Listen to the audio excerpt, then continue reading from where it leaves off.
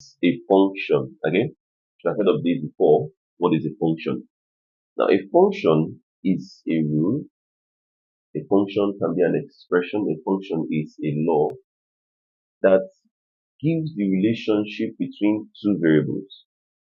One of these variables is called the dependent variable, and the other variable is called the independent variable. Now, there are two ways to express a function, but before I say that, remember we said that a function is a type of relation where every element, where elements in the domain has only one image in the codomain. Alright? So I could define a function like that in terms of relation as, I repeat, a function is a type of relation where every element in your domain has one image in the codomain. Now, I could write a function in terms of an equation, or I could write it in terms of this expression. I could say that the function, okay, from set x to set y. I could say this, okay, function under f, okay, from set x to set y, right? Or I could say that y is equal to f of x. Y is equal to f of x. Now, the sets of x, listen now, set of x, set of x, they are called the domain. Sets of x are called the domain. Sets of y, sets of y are called the codomain. Sets of y are called the codomain. Alright? Now, what do we call the range? What do we call the range? Now, the range are the images. Okay? The range are the images, the sets of the images from the domain. The sets of the images that are formed from the domain are called the range. So it means that, look at me, it means that if this was set of x, if this was set of x, for instance, okay, we have set of x here, we have 1, we have 2, we have 3, okay, then we have sets of y, we have sets of y, we have 4, 6, 7, and 8. Now, these are the sets of x, these are the domain, okay, then the sets of y, these are the codomain, alright. Now, let's say for instance that when the domain x is imputed, the output gave us 4. When 2 is imputed, the output gave us 8. Okay, and when 3 is imputed, the output gave us 6. Alright. Now, this is a function. This is a function. Why is it a function? Because you can see that the elements in your domain has specific image. That is 1. Elements for this guy, for 1, has an image of 4. The elements for 2 has an image of 8. The element for 3 has an image of 6. However, you can see that 7, the 7 is untouched. 7 is unrelated to. But does that make this not a function? It's a function. It's a function. The only thing that this tells me is that if they are asking me for the codomain, if I am asked for the codomain becomes 4, 6, 7, and 8, all possible values of y. But if I am asked for the range here becomes 4, 6, and 8. So this is the difference. But what I've just said now, it is clearly seen that your range is inside your codomain. That is to say, your range is a subset of your codomain. Okay?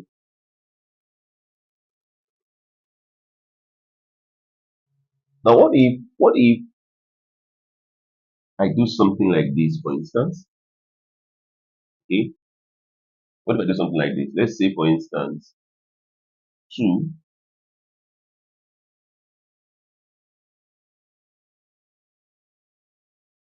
let's say 2 is having no relation. Let's say for instance 2 is having no relation here. Okay, is this still a function? No. I can say that this is not a function under this from x to y. Once I have something like this where any of the elements in your domain does not relate to or does not create an image, it is not a function. Also, if I had something like this, for instance, 2 relating to 8 and 2 also relating to 4, it is not a function because for it to be a function, for a relation to be a function, every element in your domain must have a unique image, just a single image. Okay?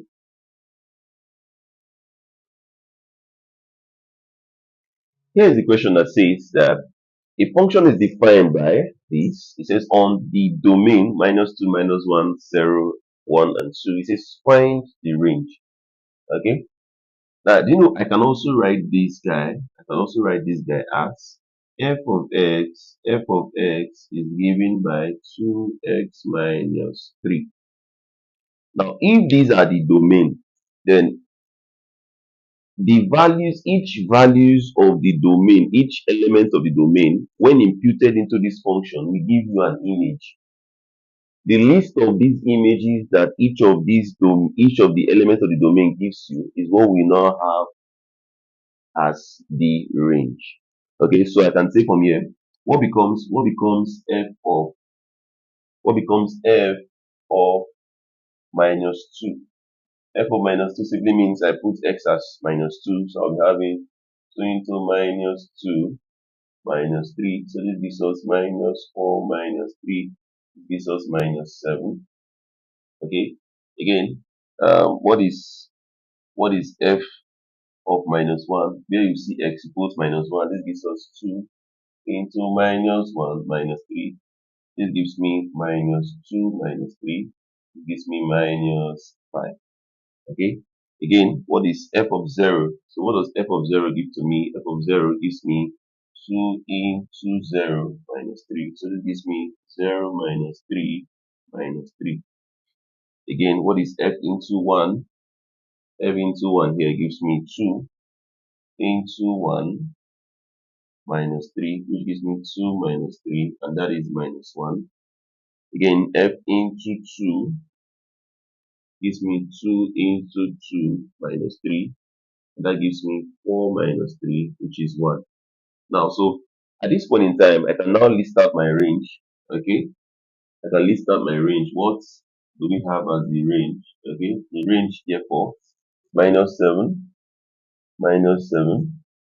We have -5.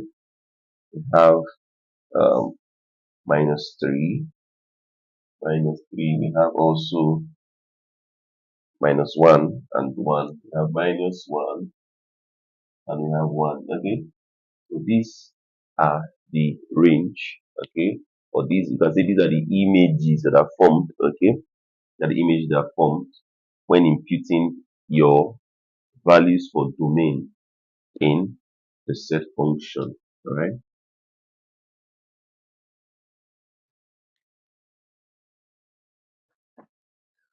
The question here says a function. This is a function. Okay, this is a function f of x being equal to 3x minus 1 divided by x minus 3. Okay. Now we're given a domain of the function, and we ask, it says we should find the images of the following elements of the domain. Okay. So remember, these elements are in the domain. So these elements are members of the domain. Okay. And we're asked to look for the images. Now, to look for the images simply means to find the value of the function when the value of x is either 0, 1, or 2. Now, for a, x is 0. So we're going to find f of 0, and that gives us 3 into 0 minus 1 divided by 0 minus 3. Okay, this obviously is going to give us 1 over 3. Okay. The next one says, if you look for f of 1, now f of 1 means put x as 1, So therefore we have that x into 1 minus 1 over 1 minus 3. Okay, this gives us the numerator will give us 3 minus 1, which is 2. Okay, while the denominator is going to give us 1 minus 3, gives us minus 2. Okay, so finally our answer is going to be minus 1. Again, for the third one, this is for A, this is for B, and for C. For C, it says put f of 2, which is f of 2 here, and gives us, where we see f, to put 2.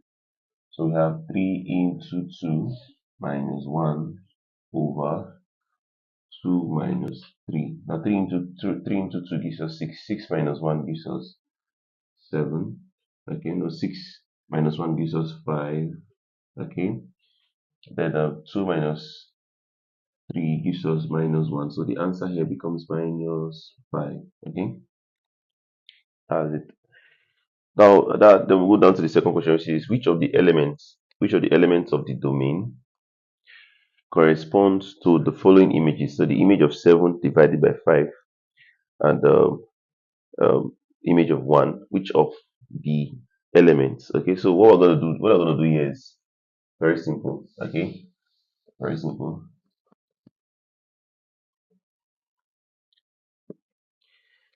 If the image is 7 divided by 5, what is x? That is what this question means. What is the element of the domain corresponding to the following image? So we are given the image, we're asked to look for x, we're asked to look for the element. So x is the element at this point in time. So we can see here 3x minus 1 divided by x minus 3 is equal to 7 divided by 5. When we look for the value of x, let's try that out. Cross multiplying, we have 7 into x minus 3 is equal to 5 into 3x minus 1. Okay, open bracket, we have 7 times x, 7x, 7 times 3, 21, 3 times 5, 15. So we have 15x here. We have minus 5 here. Okay, so we collect like terms easily. When we do that, we have that 7x minus 15x is equal to minus 5 plus 21. Okay, that gives us here, that gives us minus 8x is equal to, here it gives us 16. Okay, so to look for x, all I would do is to say x, therefore it becomes 16 over minus 8, and that gives us minus 2. Okay, so this means that the element of the domain that corresponds to the image of 7 over 5 is minus 2. Alright, the question still asks us to do the same. Okay, when the image is 1. So when f of x is equal to 1, what is the value of x? So I'm doing the same thing again. 3x minus 1 divided by x minus 3 is equal to 1. So I will look for x. Cross multiplying again, what do I have? I have that x minus 3 cross multiplying is equal to what now? 3x minus 1. Collecting like terms, we have that x minus 3x is equal to minus 1 plus 3. So we have here that minus 2x is equal to 2. Alright, so at this point in time, what becomes x? X becomes 2 over minus 2, and that gives us minus 1.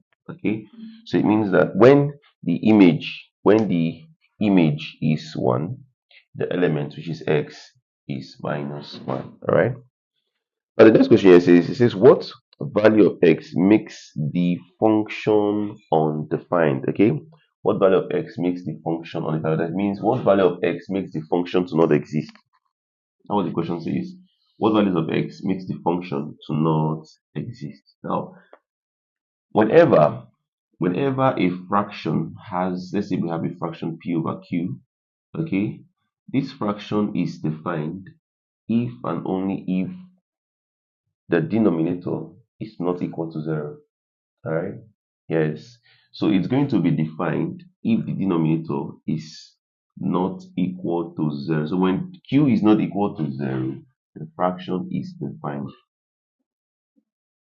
What this means is if the denominator of this function is equal to 0, it means that the function is what? Undefined.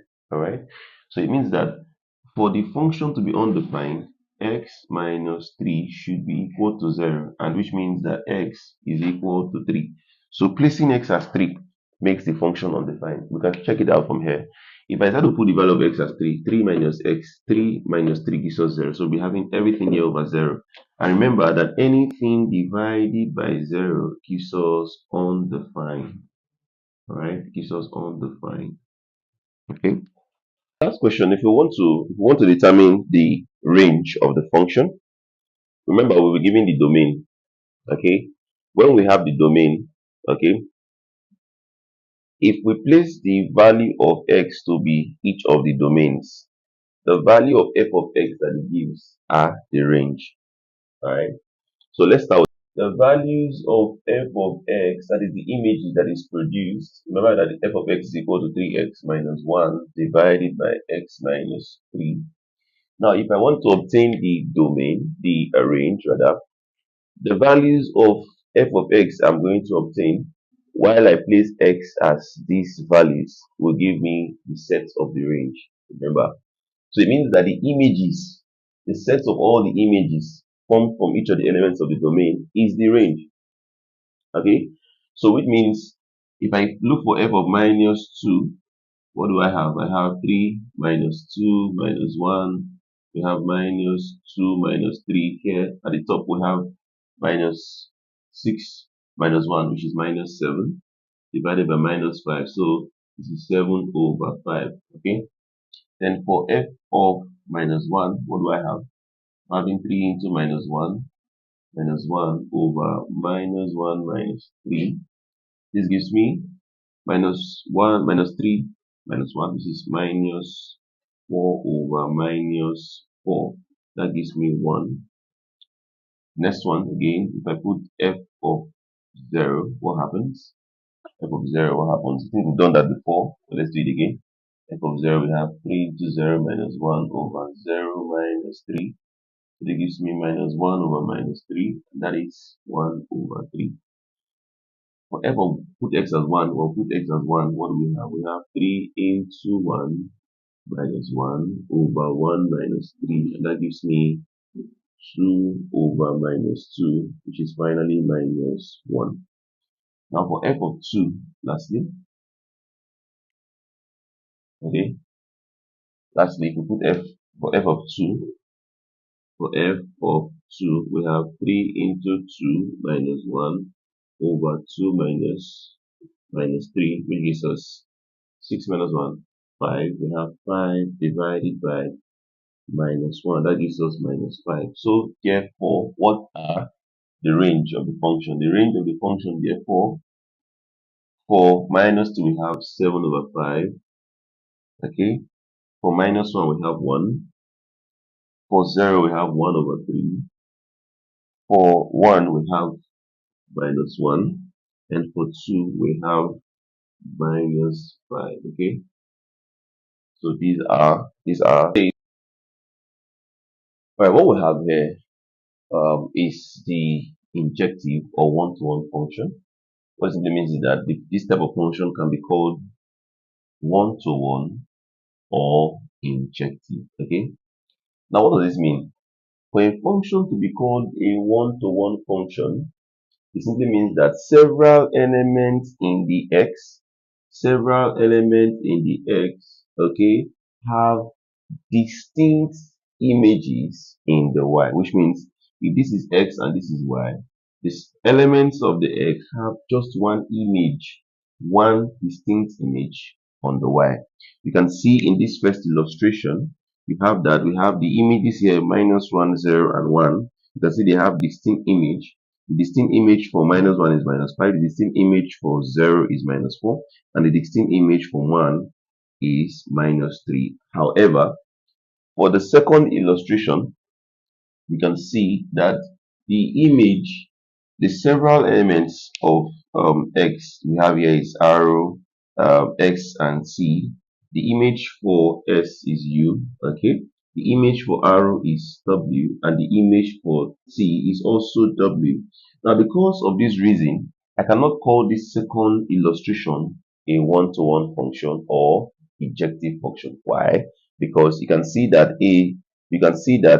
uh, several elements, these two elements here, R and T, they share one image. Okay, they are supposed to have distinct image to call them injective function. Now, another thing that we can use to verify if a function is injective or one-to-one is to remember that for one-to-one functions, f of a f of a is going to be equal to f of b, okay, and a is going to be equal to b.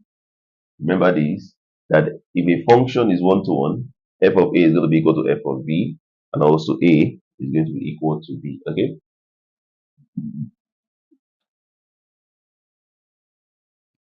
All right, these are several questions here that says, okay, it says, want to be able to show if a function is a one-to-one function or not.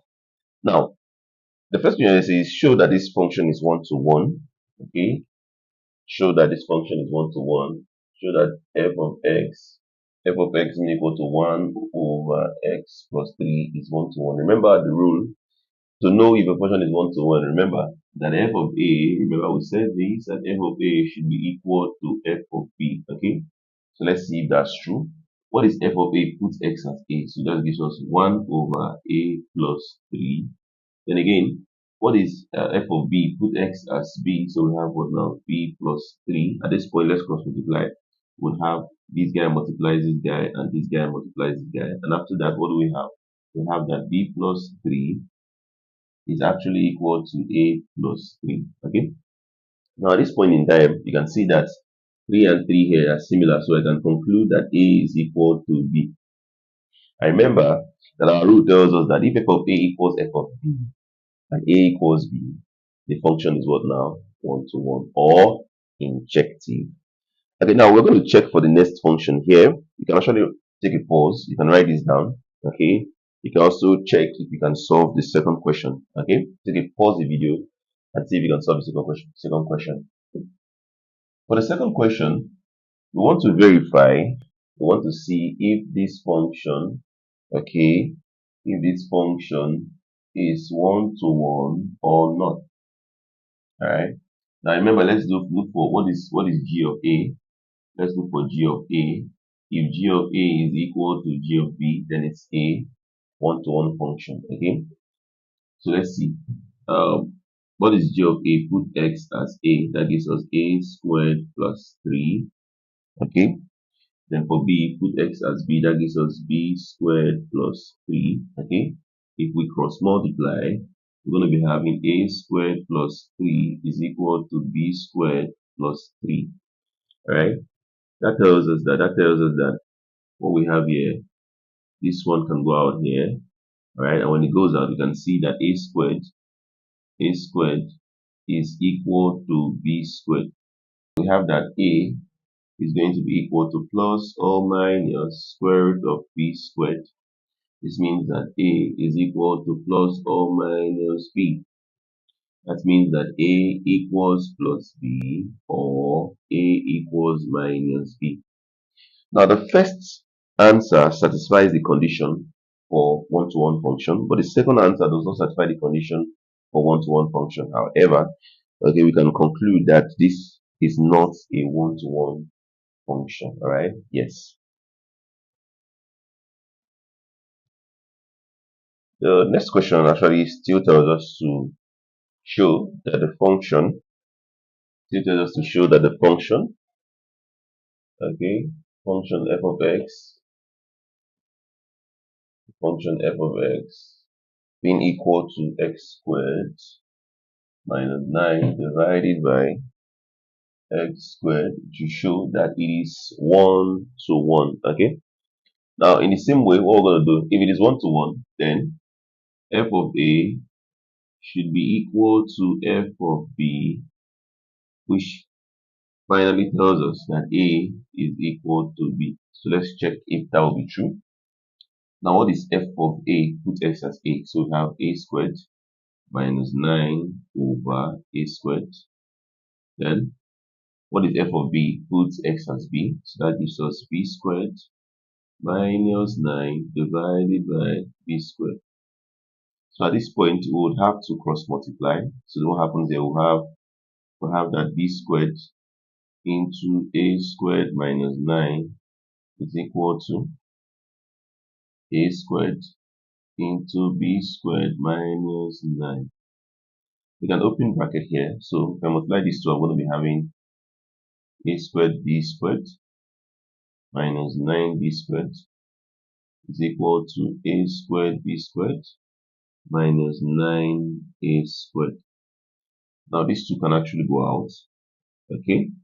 You're now left with the fact that minus 9b squared is equal to minus 9a squared. Okay. So minus can cancel a minus, 9 can cancel a 9. So what we have here, we have that. You can actually just write, we have that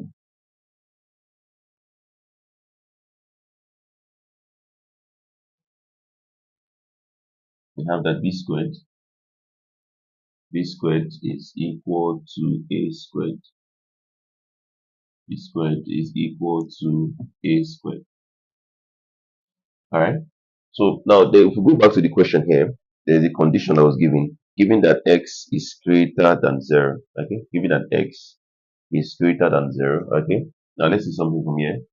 If b squared is equal to a squared, what does that mean? It means that b is equal to plus or minus the square root of a squared. Okay. That means that b is equal to plus or minus a. Okay. That gives us that will be we can say that b is equal to plus a, or we could say that b is equal to minus a. But remember from the question that they said the value for x should be greater than 0, which means that since a should be greater than 0, okay, that means that this is our accepted answer. That is to say that a is equal to 0, a is equal to b rather, and this implies that the function is 1-to-1 function. Okay, function is 1-to-1 function.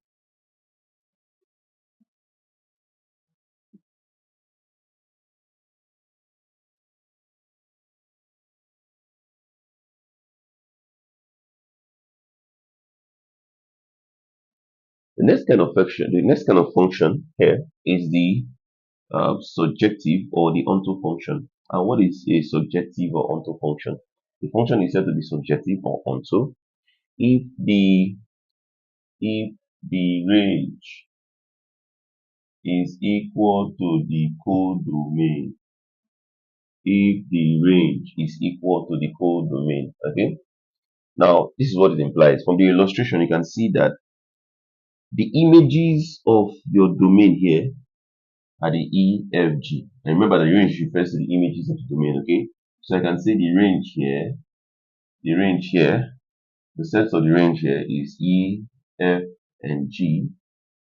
However, the codomain set is the set of all the possible values of the Y. Alright? And that is still E, F, G, because that is where the images are selected from. Okay? So the codomain is still E, F, and G. Alright? The codomain is still E, F, and G. So we can say because of the fact that the range and the codomain are equal, we can say that this function is said to be onto function or subjective function. Alright? Now, if I remember this simple term, then I'll be able to differentiate between odd and even function. Always remember that for a function to be odd, or let's start with even, for a function to be even, let's say for even function, for a function to be even, it means that f of minus x will give me f of x. Okay? F of minus x gives me f of x. Such a function is said to be even. You can interchange, you can say f of x still gives me f of minus x. So these two are still the same. If I write this first or write this first, it still gives me the same thing. Let me give you an instance, for instance. What are examples of What are examples of an even function?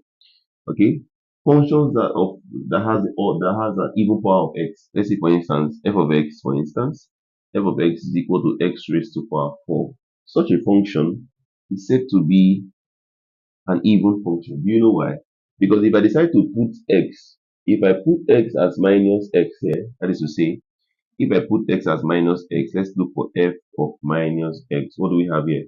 We're having minus x raised to power 4. Remember, a negative sign to an even power still gives me positive. So we still have x raised to power 4, right? Then you can see that f of x is x raised to power 4, and f of minus x still gives me x raised to power 4. So such a function, so I can say that a function of f of x being equal to x raised to power 4 is even. Okay? Another example of an even function is function of cos. Okay? If f of x, if f of x is equal to cos x, okay, then what is f of negative x? That is cos into minus x. Remember, cos into minus x gives me what now? Cos x. Cos of a negative angle gives me positive. Remember this, how did I know this? Remember that cos of a negative angle gives me what now? Positive cos. But remember also that sine of a negative angle gives me minus sine theta. If I should add to it, tan of a negative angle gives me what now? Minus tan theta. Alright? So I could say that if I look for f of x, I got cos x. And if I look for f of minus x, I got cos x. And f of x still gives me cos x. So because of the fact that f of x is equal to f of minus x, this function of cos, the cosine function, is even. It's even. Alright? Now, let's talk about the odd functions that we have. Talk about odd functions. What are odd functions? For odd functions, f of negative x gives me negative f of x. F of negative x gives me negative f of x. Let me explain this. An example of an odd function, okay, this such a function that obeys this is called odd. An example of an odd function is sine function, tan function, also odd powers of x, functions of odd powers of x. Let me give you an instance. Let me give you an instance. Let's say f of x is equal to x raised to power 3. Okay, let's look for f of negative x. Let's see what happens. This means put x as negative x to the power of 3. Negative to the power of 3 gives us negative. X to the power of 3 gives us what now? X cubed. Now remember, you can see that f of negative x is giving us negative. You know this guy stands for f of x. So negative f of x. So this function is actually what now? Odd. Again, let's try for sine. Let's try for sine function. Remember that if f of x is a sine function, f of x equals sine x. What is f of negative x? It gives me sine negative x. I just told you that sine of a negative angle is negative sine, which means that f of negative x gives me negative sine x. Are you there? Remember that this guy is sin x. Remember sin x is the function f of x. So we can conclude that f of negative x gave me negative f of x. So because of the fact that this condition is satisfied, we can say that the function is odd. Alright?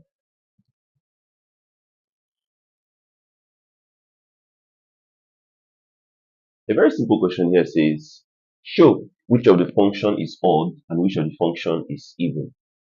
Between this function f of x and this function g of x, which of them is an odd function and which of them is an even function? How do we know this? I would remember, let's try for this guy. Okay, let's try for this guy. F of x is already given to be exponential x plus exponential minus x. So what is going to be f of negative x? This gives me exponential negative x plus exponential minus x, where I see x I put minus x. So this gives me exponential negative x plus exponential x. You can see that I can rewrite this guy, like f of x can be rewritten as e raised to power x plus exponent minus x, which gives me the same thing here. So I can clearly see that f of x is the same thing as f of minus x. So in conclusion, this function is even. Now how about this other function? Let's check for this other function g of x. Now g of x is giving us x raised to power 5 minus 3x raised to power 3 plus 2x. So what becomes g of negative x? Here we see x, we put negative x. So what we have here becomes negative x raised to the power of 5 minus 3 into negative x raised to power 3 plus 2 into negative x. That's what happens here. Negative x raised to power 5 gives us negative x to the power of 5 because negative to 5 to power 5 gives us negative. Anytime you have a negative to an odd, you have a negative. But anytime you have a negative to an even, you're going to be having a positive. Okay? Yes, don't forget this. You can write it down somewhere. Okay? Negative 1 to odd gives us negative. But negative to the power of even gives us what now? Positive. Okay? Now, this gives us negative 3. Negative x raised to power 3 gives us negative x cubed. Okay? 2 times equal negative what now? 2x. So what I have here, I have minus x raised to power 5. Minus and minus of plus. It becomes plus 3x cubed. And I have minus 2x. Now if I decide to, this is already g raised to power. This is g of negative x. Now, if I decide to factorize minus sign from here, I'm going to be having negative comes out. This gives me x raised to power 5. Negative from positive gives us negative. That is minus 3x raised to power 3. Okay. Then also, if I bring negative from negative, gives me what now? Positive. That gives us 2x. Okay. Now, you can see from here that, remember this guy is g of x. So everything here is g of x. And remember this is g of negative x. So I can say g of negative x gives me minus g of x. Because of the fact that g of negative x gives me minus g of x, this function is odd. Okay. So one thing you need to know about even function is that they must satisfy this condition. And what you need to know about odd function is that odd functions must satisfy this condition also. All right.